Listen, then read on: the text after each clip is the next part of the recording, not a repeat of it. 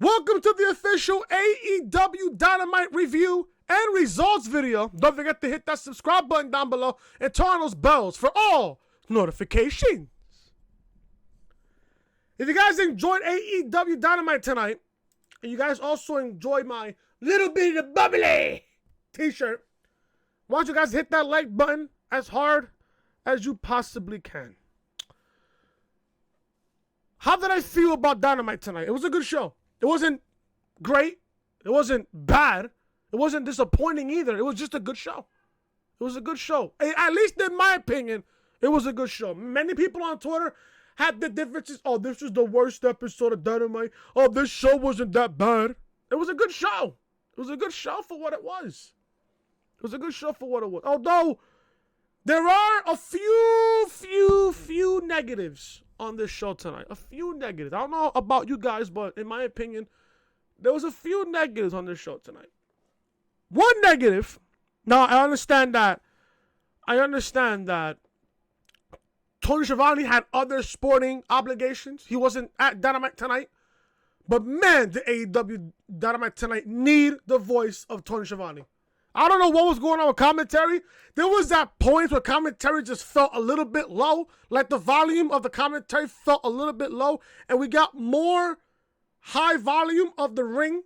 I don't know about you guys, but that's what I felt about it. It felt a little off to me, in my honest opinion. Another negative is how Cody was attacked by these randoms. I don't know who they are. If you guys know the names of that faction, that was the Blade, the Butcher, and the Bunny, please tell me in the comment section. I didn't quite catch that, if they even announced who was the faction's name. I think Excalibur said it. I just don't know if he really said it at that point. But who was those people that attacked Cody Rhodes? I just felt confused. I'm like, Cody is feuding with MJF, and then we got these two random people that came up from the bottom of the ring, came up from under the ring, and attacked Cody Rhodes. I don't get that. Unless if MJF sent those two people to attack Cody, then I guess fine. But other than that, who are those people? I don't know. Another negative towards the show tonight. Was the fact that the Diamond Ring. What does this Diamond Ring consist of? Yeah, we all know the fucking AEW Diamond Ring costs $45,000. I get it. What does this fucking ring consist of? Does it consist of a future AEW World Championship match? Does it consist a fucking automatic bid towards the next fucking AEW mid-card title? What does it consist of at the end of the day? Does it consist of the fact that you can cash in this ring at any time you want towards an AEW World Championship match? What the fuck does that ring consist of? That was another negative I got towards the show. Well, they didn't give us a lot of detail on what does this ring symbolize. Hopefully we get that next week, but I would have much have loved found out what does this ring consist of on this episode, because other than that, what was MJF and Adam Page for? A $45,000 ring? What are they fighting for? A championship match? A future championship match? What are they fighting for? All they fought for was a $45,000 ring. That's what they fought for tonight on the show. Doesn't have any fucking meaning to it. Nothing.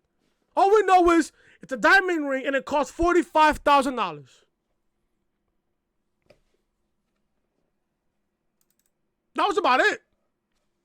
Another negative here was that people are fucking going off about the fact that, Pac and Omega went fucking 50-50 booking. 50-50 booking. Do you know what 50-50 booking consists of? You book one match 1 week, and then the same match you book next week. That's 50-50 booking. Oh, but I got somebody on Twitter telling me, it doesn't matter. Let me find the tweet. Let me find this tweet. I'm not going to name any names. I'm not going to name drop any names. But if you're watching the video, you know who you are. I told him, well, after he said Fuck it, I'm a fan, but this was just bullshit. Whole episode was lame. I think he's talking about Dynamite. Actually, he is talking about Dynamite. And then I said, AEW was a good show. Yeah, it felt weak at some point, but it was a good show. It wasn't great. It was a solid 6.5 out of 10 in my opinion. Why would you complain about a 50-50 booking between Pac and Omega when the last time they fought was at All Out in August? This is what he said. This is what he said after. He said, it felt weak in almost every segment that wasn't Chris Jericho. I give it a 5 out of 10. That's your opinion. 5 out of 10, that's fine. I complain about the 50-50 booking because that's what it is. Doesn't matter what time frame it's in. Now, I understand Omega is an executive vice president of AEW. I understand that. Omega just came off from losing to Moxley at Full Gear. Don't you think Kenny Omega has to come into a match and win a match on live AEW television? Yeah. I don't care who you guys are. If I'm booking AEW and I see Kenny Omega losing at Full Gear, I'm gonna give him a victory right after that. Yeah, sure. Executive vice presidents don't have to win every single match, but make them look good at the end of the day. Yeah, I get it.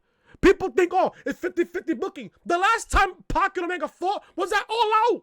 And that was back in August. We are now on November 27th. And you want to complain about 50-50 booking? Huh? What is that? No.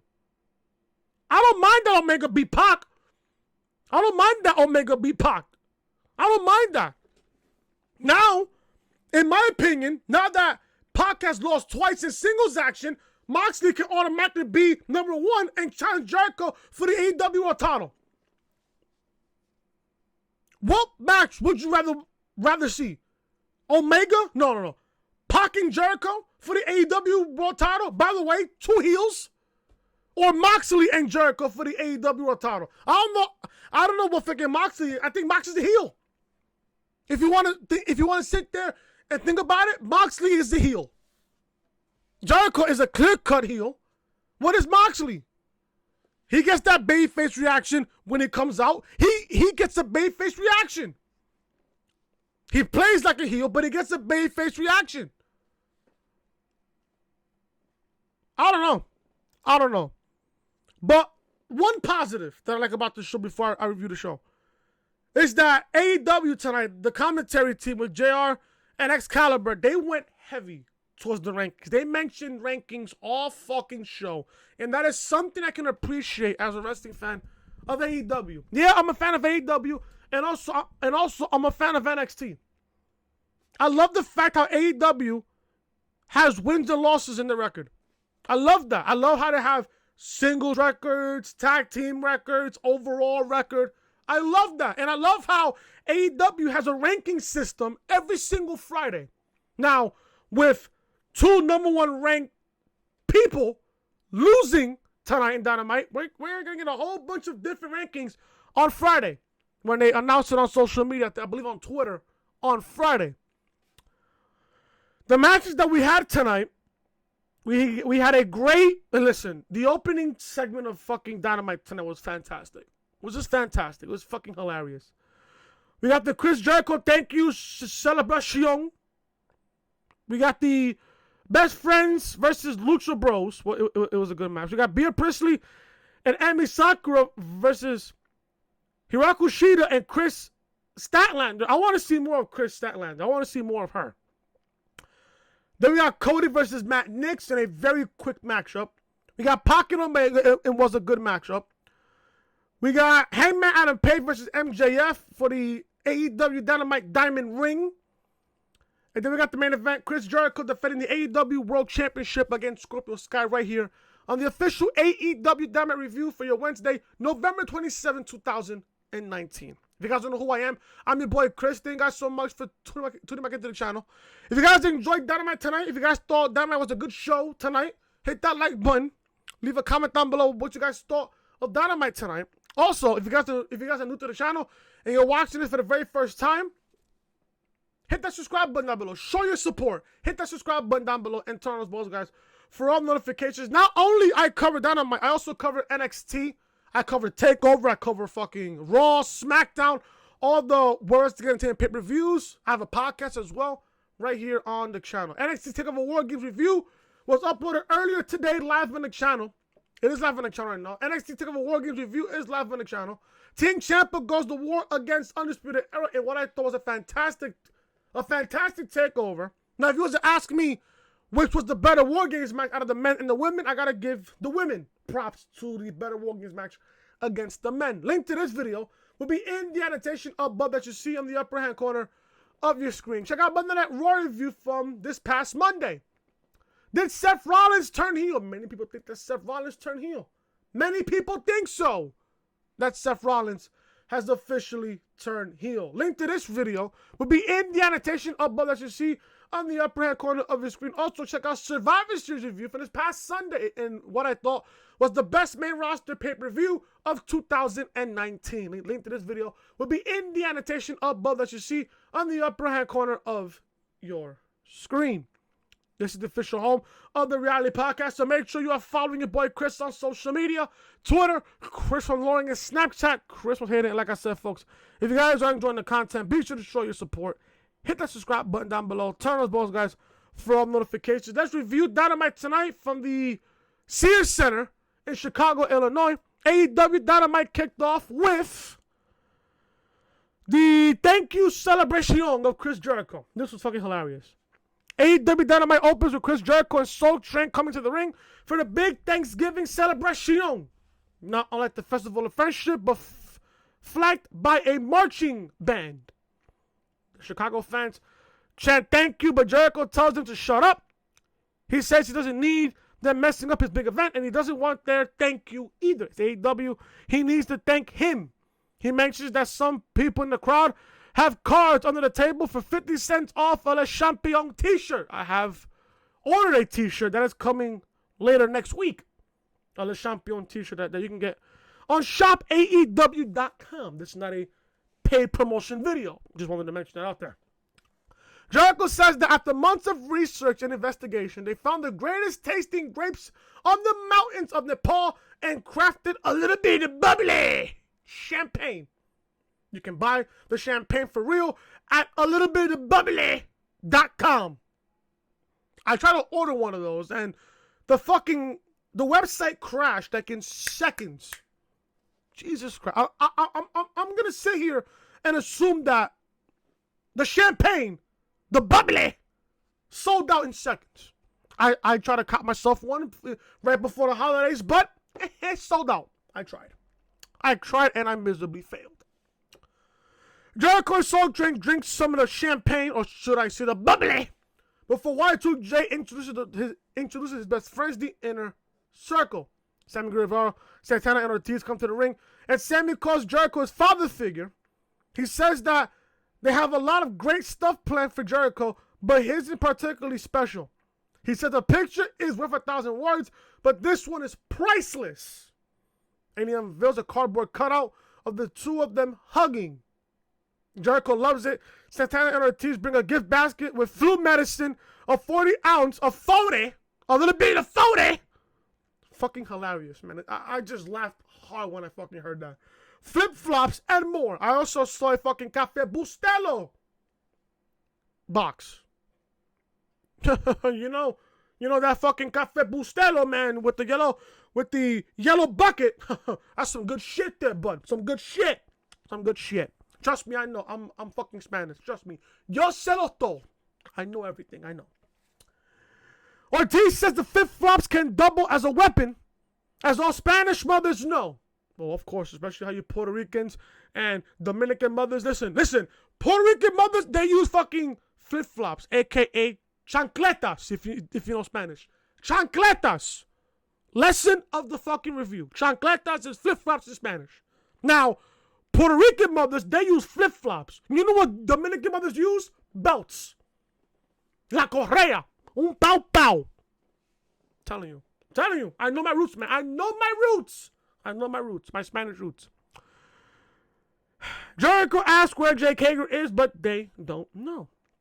A minute later, Hager comes out from the back with a goat on a leash. They called it Chris Jericho. Who comes up with this shit? Who comes up with this stuff? It's just funny. It's just fucking... Chris Jericho. Oh my God. Hilarious. I love it.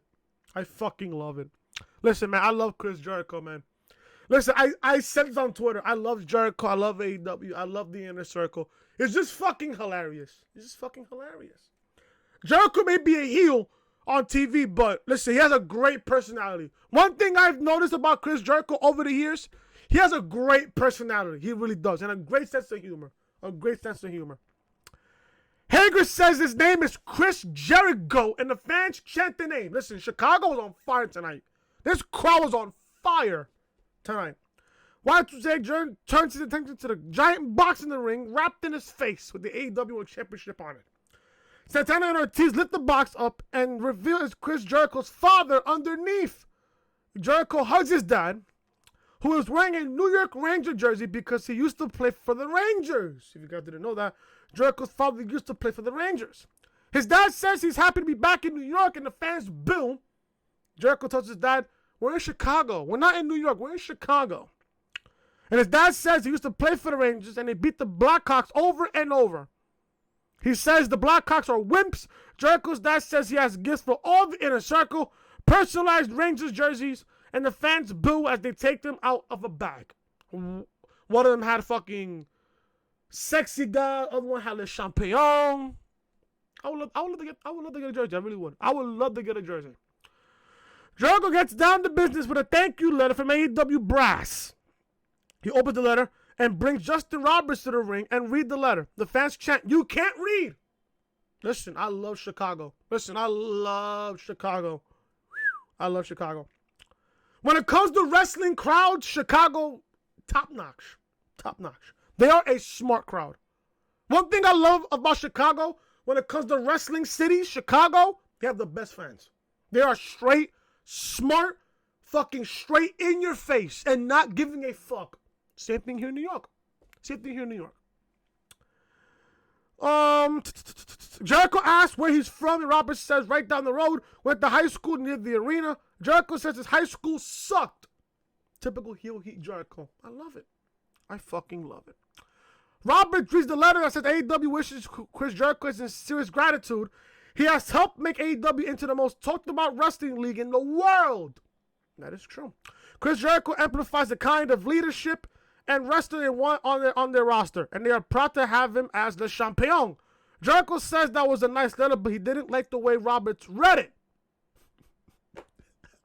Typical Jericho, bro, I swear. He says he thinks he's better than them because he's from down the street. Jericho slaps Roberts. Then they all gang up on him. During the beating, 3 of the marching band members run down and attack the Inner Circle, and it turns out to be Scorpio Sky, Frankie Kazarian, and Christopher Daniels. SCU. They cleared the ring, and the Inner Circle retreated. This was a fun segment to kick off Dynamite. I apologize.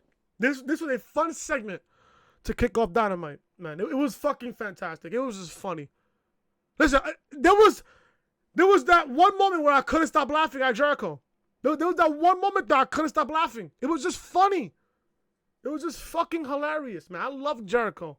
When it comes to Jericho, don't get me wrong. He's one of the greatest of all time. I'm not gonna call him the greatest of all time. He's in the conversation. He's in the conversation. But if you really want to ask me who's the greatest of all time, you guys know who my answer is. There's no fucking question. It's The Undertaker. No question. But this was great. This was just the best part of the entire show. Other than that and the main event. And then some little parts of the show that I liked, which I'll mention on the review. But this was great. This was freaking great. Everybody got their shit in at the end of the day. I love the fact how they brought Jericho's father into this. It was fucking phenomenal. I love it. And I love how Jericho played with the crowd the entire time. It was just hysterical. It was just fucking hysterical. Moving on with the show. Later tonight, Scorpio takes on Jericho for the AEW World title. Kenny Omega faces Pac. MJF battles Hangman Page for the Diamond Ring. And Cody Rhodes returns to in-ring action. Best Friends make their way to the ring. Before they get that far, Lucha Bros attacked it from behind. Trent and Chuck reverse whips them into the barricade. Then Orange Cassidy jumps onto them from the top rope to ringside. We get a tag team match between Best Friends versus the Lucha Bros. This was a good match for what it was. It wasn't that bad of a match. It was good for what it was. Now, commentary mentioned this. And I love how they mentioned the ranking system for every single, division. From like the singles division. No, for the AEW World Championship to the Women's Championship to the Tag Team Championship division. I love that. I love that. That was one positive that I loved about the show. So they mentioned how Best Friends is unranked. They're unranked. They're not even in the top 5 for the Tag Team division.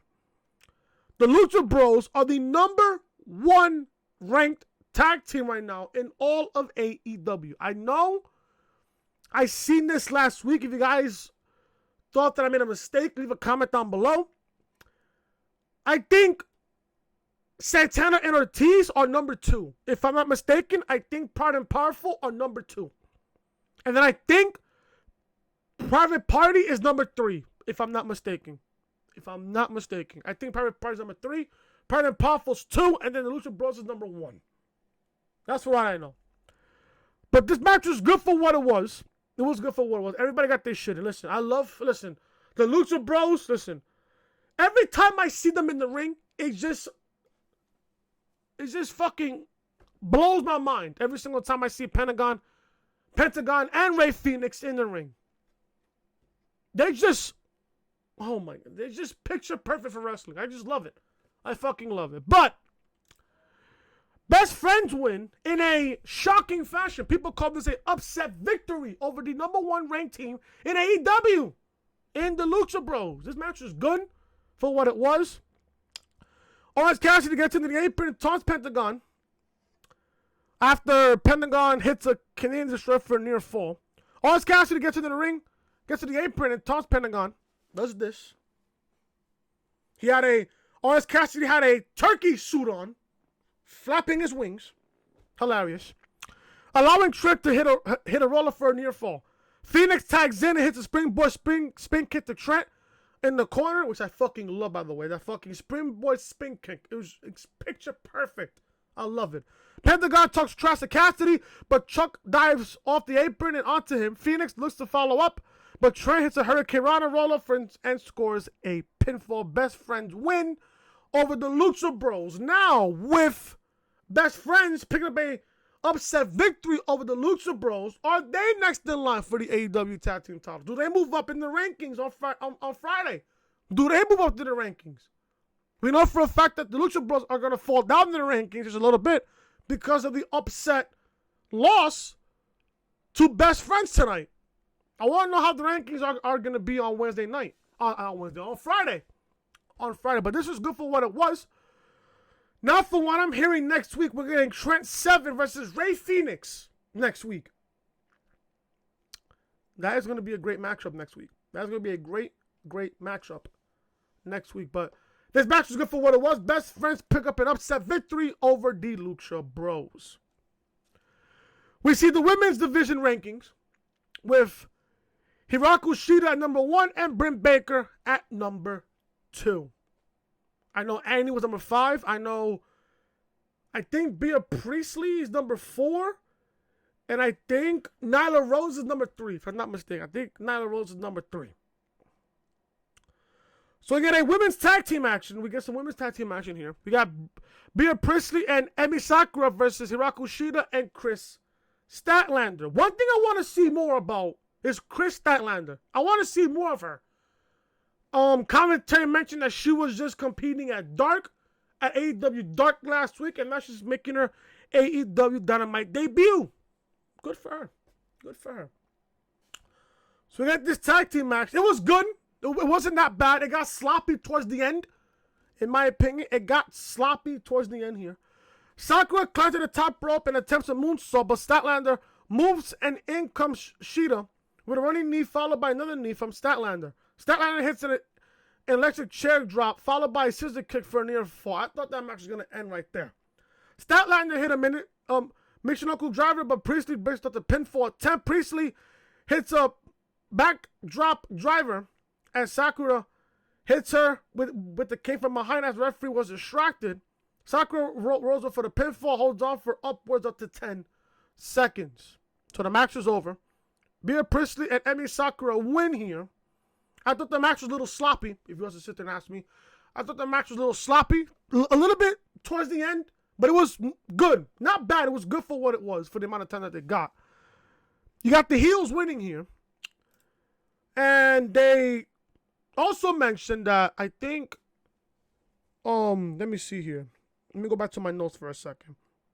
They did mention that Hikaru Shida could be the next number one contender for Riho and the AEW Women's Championship. I guess you want to give me that matchup. That's not bad. I would, I guess, like to see that matchup. But if I was to be the next contender, I think I'll put Britt Baker after Shida. I think I'll put Britt Baker next to compete against the AEW Women's Championship. So, and listen, I love Britt Baker. I want to see more Britt Baker. I want to see more of her. She's getting better in the ring. I want to see her more.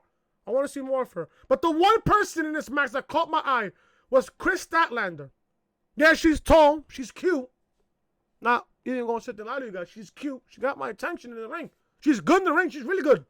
She's really good. I want to see more of her in the ring. I want to see more of her on Dynamite. I would love to see more of her. I really would. We get a backstage promo for Jon Moxley, who likes himself to a wildfire burning across the country. He says he'll eventually get everyone, so he's wondering if there's anyone willing to take him on. Anyone who has a death wish and is willing to be a hero or get hurt trying. We go to commercial break. We come back for commercial break. We get Cody Rhodes making his entrance for a match against AEW newcomer Matt Knicks. Matt Knicks. Cody is wearing his weightlifting belt, but has tape wrapped around his ribs. So we get a match between Cody and Matt Knicks. This match was quick. Now, one thing I appreciate, and I said this on Twitter. One thing I can appreciate that Cody did was before the bell rang, Cody was going over to Matt Knicks and he shook his hand. He basically told him, "Welcome to AEW." Shook his hand and they went on with the match. The one thing I love about Cody is that no matter who's in the ring with, he knows that they're going to give it their best. At the end of the day, that's what I love about Cody. That's what I got from out of all of this. So the bell rings and they lock up. Cody takes Knicks down, but the jobber hits the ribs of Cody. Cody uppercuts Knicks, then hits a springboard cutter. Cody takes off the weightlifting belt and tosses it into the crowd. Cody applies the figure 4 leg lock and Knicks taps out. So Cody wins. This match went under a minute. Under a minute this match went. Under a minute. So Cody cuts a promo after the match and tells MJF that he wants him to come out and fight. As Cody is staring at the ramp, a hole appears in the ring and out steps the Blade, who which JR frigidly asks, "Who?" Followed by the Butcher. "Who?"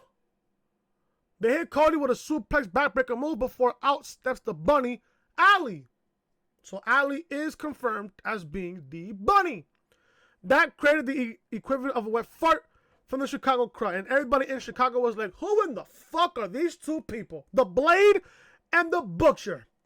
Who in the blue fuck are those two people? Don't get me wrong, Ali, she looks fire in that sexy black outfit. She looks like a goddess. And I'm not talking about fucking Alexa Bliss. She ain't no fucking goddess. Ali, in his one appearance, is more of a fucking goddess than Alexa Bliss could ever be on the main roster. Just speaking facts here. Speaking facts. But this confused the living shit out of me. And this was another negative towards this show. Who in the fuck are the Blade and the Butcher? Who are those two people? Hello?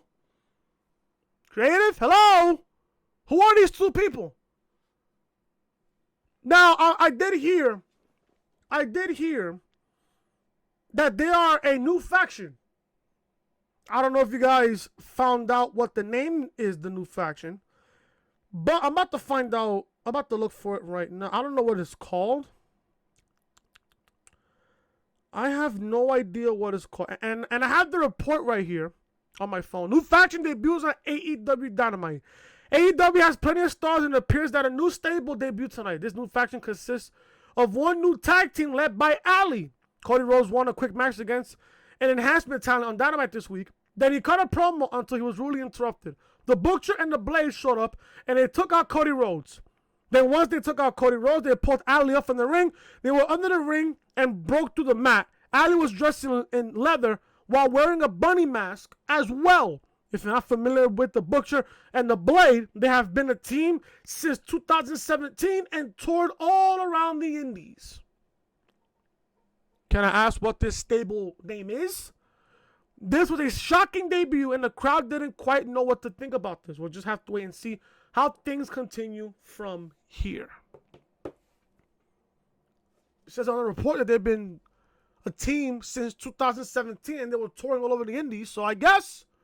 But I would love to know, what is this name of this stable? The only positive about this is that Ali is managing this Blade and Butcher team. Good. At the same time, I hope that Ali gets built up as a credible heel. I think this is the heel team. I mean, no question about it. This is the heel team. But at the same time, come on. Come on. What is the name of this stable? I was just as confused as everybody in Chicago. I was just as confused. Hopefully we get an explanation about that next week. Hopefully we do. We get a match between Pac and Omega. This was a rematch from All Out in August in the same building. In the exact same building. Now, as you guys know, Omega was supposed to fight Moxley at All Out, but Moxley had the infection on his elbow, so he couldn't compete. He was out of action for at least a couple of weeks. At least for a few weeks. So they had to find a replacement for Omega. Turns out it was Pac, and Pac beat Omega, shockingly, at All Out. So I'm here thinking to myself, Pac and Omega are fighting tonight in a rematch from All Out. Pac won that match against Omega at All Out. Don't tell me Omega's going to get a victory over Pac and get his victory back from All Out. And that's exactly what happened. Now, commentary also mentioned, when it comes to the AEW World Championship rankings, Pac is number 1 and Pac is number 1 and Omega is number 5. So I'm guessing Moxley is either number 2 or number 3. I'm guessing, because after what happened in the main event, it's clear cut that Moxley is going to be next in line for Jericho in the AEW World Championship. This match was okay. This match wasn't that bad. Both men got their shit in. Like I said, both men got their shit in. I will say this though. I understand why people are saying this is a 50-50 booking, but at the same time, you gotta sit there and ask yourself, the last time Pac and Omega fought was at All Out back in August 31st.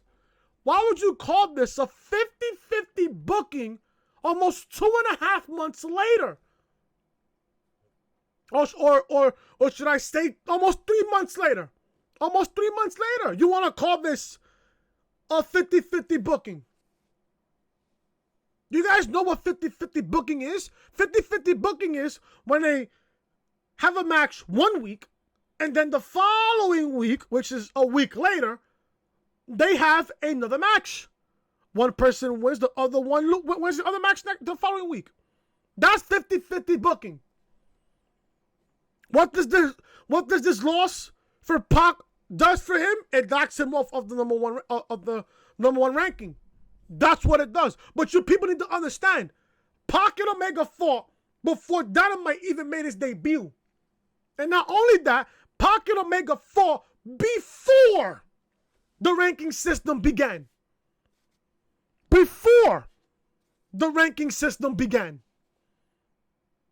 Or was it there? I'm not too sure. You guys tell me. I think the ranking system, like the 1 through 5, I'm trying to say, it wasn't there before AEW Dynamite showed up. It wasn't there before Pac and Omega fought at All Out.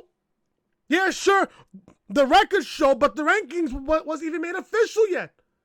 It wasn't even made official yet. So how can you call this a 50-50 booking? Omega wins here. Omega wins. Now I was thinking, yeah, Pac got a victory over Omega at All Out. Does Omega get a victory over Pac and get his win back?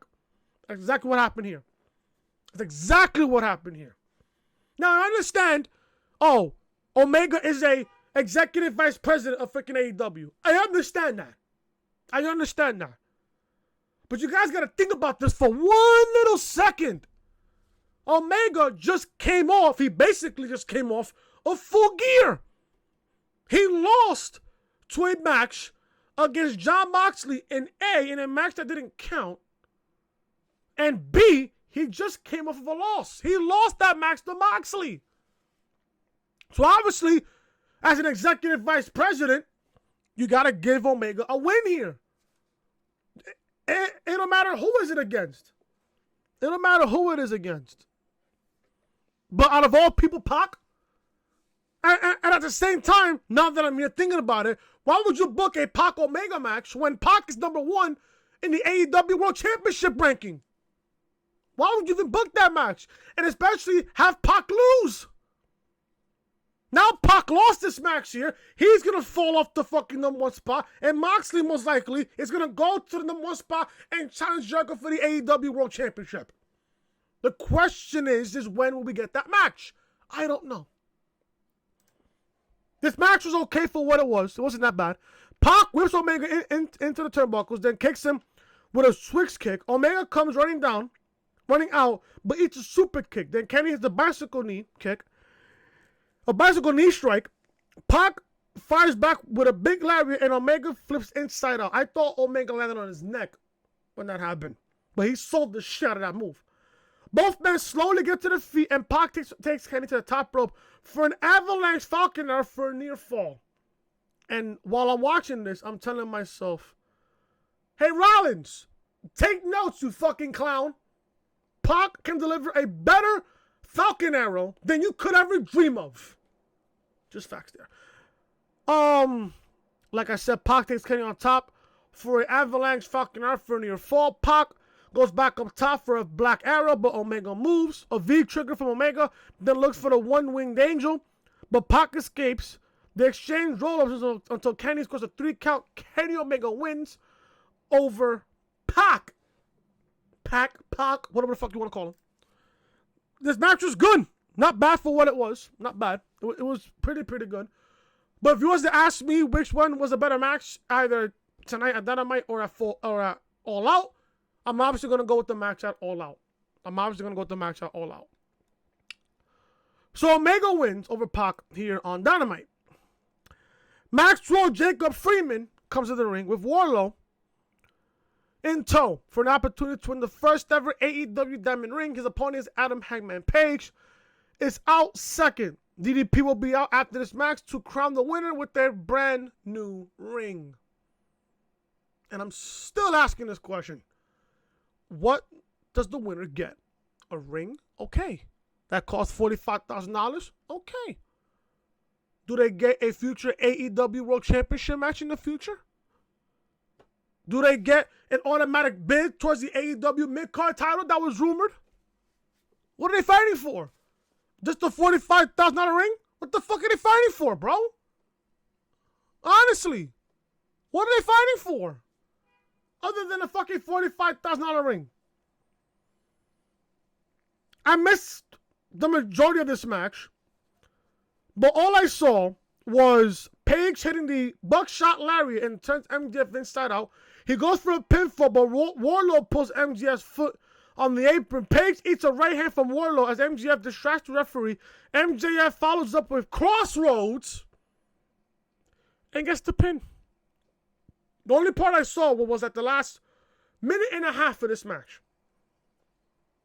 At the same time, and then another thing, commentary failed to mention, or did they even try at all?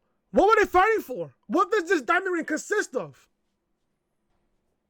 That's what I would love to know. What in the fuck consists of this diamond ring? Are they just fighting for a $45,000 ring just to show it off on Dynamite every single week? Oh, hey, I'm the first ever AEW Dynamite Diamond Ring winner. What does that get you? What does that get you? I would just love an explanation on that. I would love an explanation on that. So MJF wins. Diamond Dallas Page comes out to a ruckus reaction after the match to present MJF with the Dynamite Diamond Ring. DDP introduces himself to the crowd and urges a chant. He opens the ring box and hands it to MJF, who pulls it from his pinky ring. Who puts it on his pinky ring and kisses it. Mwah.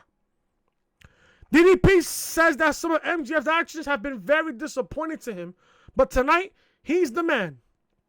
So since he's the bigger man, he will congratulate him.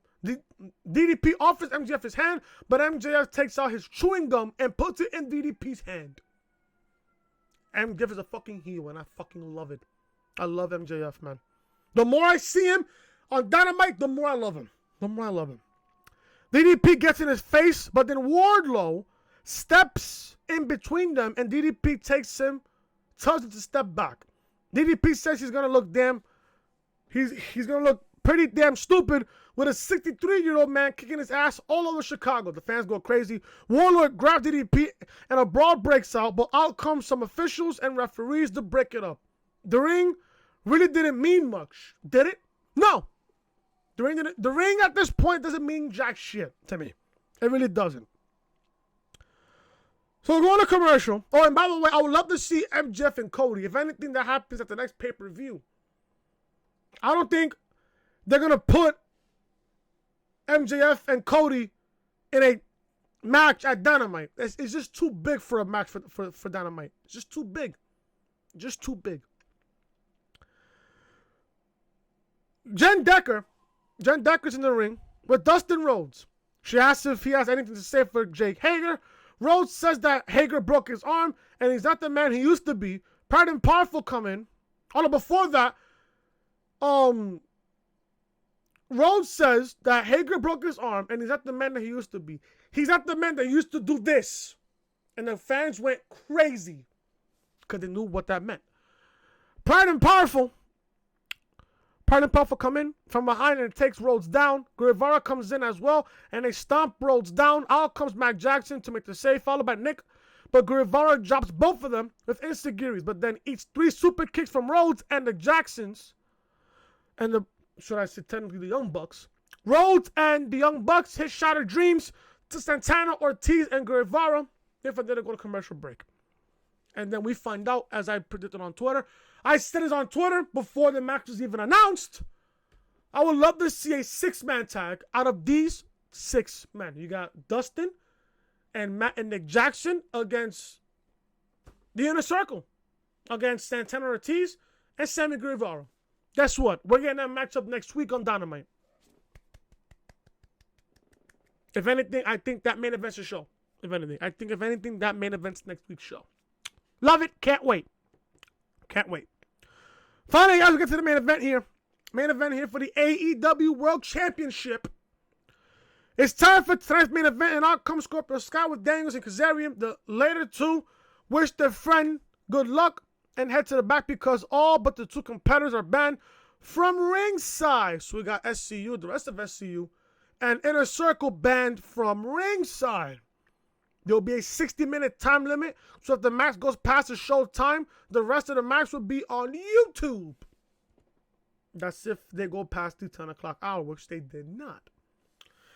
AEW World Championship match. Chris Jericho goes one-on-one with Scorpio Sky, and Jericho will defend the AEW World Heavyweight Championship. I mentioned this on Twitter. If I can find the tweet on Twitter. Listen, if you guys are not following me on Twitter, what the fuck are you guys doing? Follow me on Twitter at Chris from Loring on Twitter. I said this on Twitter. Attention to detail. Aubrey Edwards, who in my opinion is the best official in AEW, hands down. I said this on Twitter, attention to detail. Aubrey Edwards was the referee at All Out for the first AEW World Title match at All Out in Chicago. Tonight, we see Aubrey Edwards officiating another AEW World Championship match in Chicago. She is hands down the best official in all Elite Wrestling. Hashtag AEW Dynamite. Hashtag AEW on TNT. I don't think anybody's gonna disagree with me about that. That Aubrey Edwards is not only, she's beautiful. Don't get me wrong, she's beautiful. She's that type of official that will command your attention, and not only that, she's that official that will not give a fuck. If you push her button, she's gonna push you right back, and I love that about Aubrey Edwards. She's hands down, in my opinion, the best official in all Elite Wrestling. So we get this matchup for the main event. Jericho,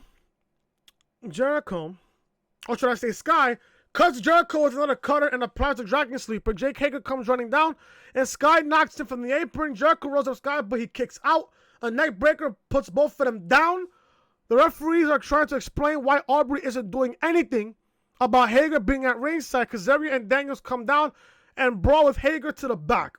So that's what just happened. They just took him out. Meanwhile, in the ring, Jericho has the AEW title, and he tries to hit Scorpio, but gets caught with, you guessed it, a cutter for a near fall. I thought Scorpio Sky was going to win the AEW World Championship with that cutter. I deadass thought he was.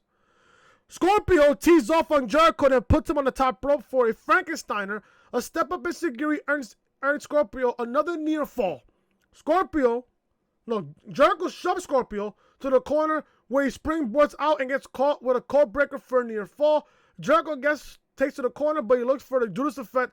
But Scorpio counters with a backside and Jericho kicks out at 2. Sky swings for an instant, but Jericho catches the foot and applies the Lion Tamer, which nobody would pay me to even do that move. And Sky taps out. Jericho retains the AEW World Heavyweight Championship. This was a great match. This was the best match of the night. No question. This was the best match of the entire night.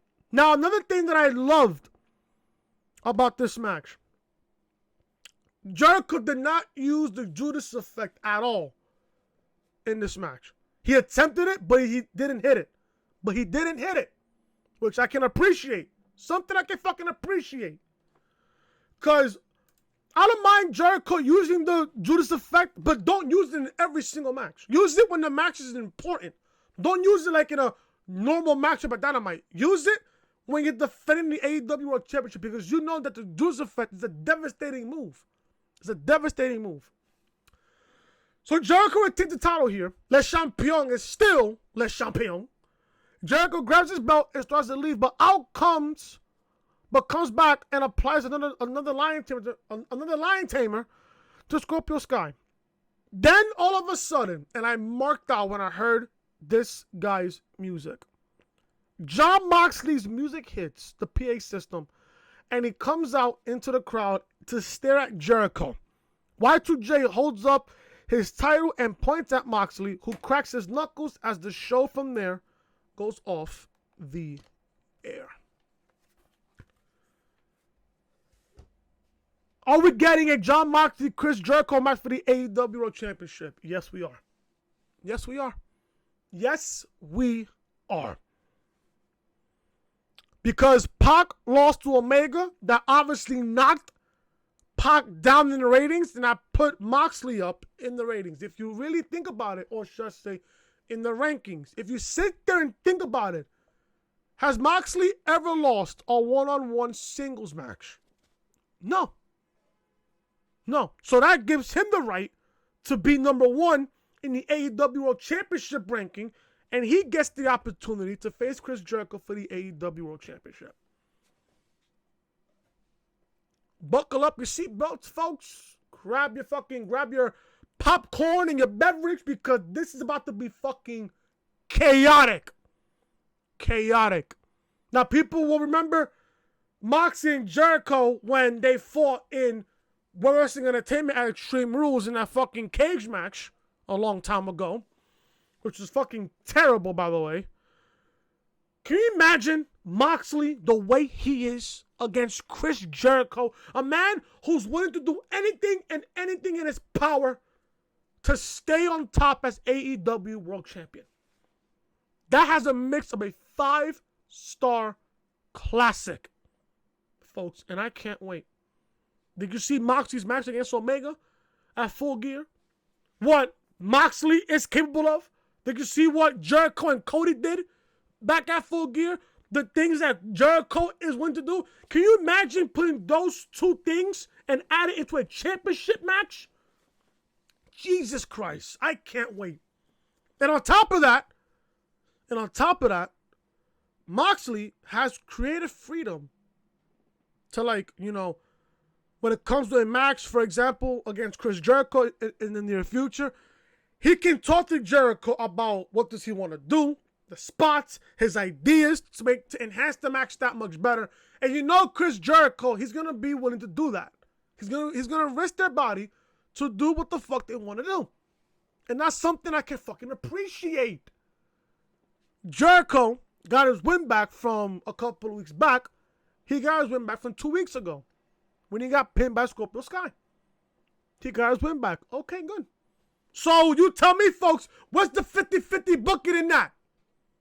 Oh, Sky pinned Jericho in a tag team match 2 weeks ago. Yeah, Jericho beats him for the AEW World title. Where in the fuck is the 50-50 booking there? Where? And that, folks, is the reality of things right here on AEW Dynamite Review right here on the Reality Podcast. Thank you guys so much for watching. If you guys enjoyed Dynamite, hit that thumbs up. If you guys like my little baby bubbly t-shirt, hit that thumbs up. Leave a comment down below what you guys thought of Dynamite tonight. Also, if you guys are new to the channel, be sure to show your support. Hit that subscribe button down below. Turn on those bells, guys, for all notifications. NXT TakeOver War Games review live on the channel right now, as well as Raw review and Survivor Series review. All these videos will be in the annotation above that you see on the upper hand corner of your screen. This is the official home of the Reality Podcast, so make sure you're following me on social media, Twitter, Chris was Long, and Snapchat, Chris was hated. And like I said, folks, if you guys are enjoying the content, be sure to show your support. Hit that subscribe button down below. Turn on those bells, guys, for all notifications as we are on the road to 200 subscribers right here on the channel. I hope you guys have a very happy Thanksgiving. One thing I am thankful for is for all you guys' support, not only through the channel, but through Twitter. I appreciate every single one of you. I am so thankful for being back on YouTube. I am so thankful for meeting people like TM, Storms, Christina, JV, Thunder, everybody else that's in the inner circle of the IWC group chat. I'm so grateful for every single one of you guys. Hope you guys have a very happy Thanksgiving. Hope you guys become as much of a fat ass as I will be tomorrow with all the fucking food and the desserts and the bubbly that I'll be getting tomorrow. Hope you guys have a very happy Thanksgiving. I appreciate every single one of you. And I will see you guys on Friday. There will be no upload tomorrow because I want to enjoy Thanksgiving with my family, my friends, and everybody else. I want to enjoy my holiday. So I will see you guys on Friday for NXT review. I will probably record NXT review tomorrow. I'll probably record it tomorrow and then upload it for you guys on Friday as part of a double upload with NXT review and SmackDown, which I'll be reviewing on Friday. We're going back on schedule, folks. Friday, you guys are going to get NXT review and SmackDown review on Friday. Saturday and Sunday, you guys will get episodes of the Reality Podcast. And my God, I'm going to go off on this potential Roman Reigns, Bray Wyatt match that we're getting at WrestleMania for the Universal Championship. And my God, it's about to be fucking epic. This rant will be fucking epic on Saturday's episode of the Reality Podcast. Thank you guys so much for watching. Hope you guys enjoyed the review. Hit that thumbs up. Leave a comment down below what you guys thought of Dynamite tonight. Also, guys, follow me on Twitter at Chris from Loring, Snapchat, Chris was hitting. And like I said, folks, if you guys are enjoying the content, be sure to show your support. Hit the subscribe button down below. Turn on those balls, guys, for all notifications. I'll see you guys on Friday for NXT and SmackDown review. Till then, I'm Chris. If you like, comment, subscribe, share the video all over social media. I'll see you guys on Friday for NXT and SmackDown review. Till then, I'm Chris. Have a happy Thanksgiving, and I'll talk to you guys later.